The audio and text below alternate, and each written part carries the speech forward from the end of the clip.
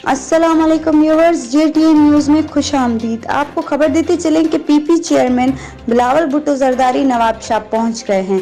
बिलावल भुट्टो जरदारी टंडोलियार से रोड के रास्ते से नवाबशाह पहुंचे हैं। पीपी डिविजनल सदर जाल हसन लंजार, पीपी जिलाई सदर अली अकबर जमाली, एमपीए हाजी अली हसन जरदारी, आशिक हुसैन जरदारी समेत दीगर रहनुमाओं और बड़ी तादाद में मौजूद कारकुनान ने चेयरमैन बिलावल भुट्टो जरदारी का इस्तकबाल किया।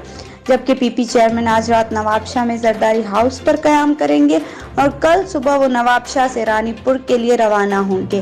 पीपी शहीद बेनज़ीर आबाद के ज़िले में सदर अली अकबर जमाली ने जेटीएन न्यूज़ से बात करते हुए कहा कि पीपी चेयरमैन बिलावल भुट्टो जरदारी का कल बुछेरी, दौड़ और बांदी में शानदार इस्तकबाल किया जाएगा।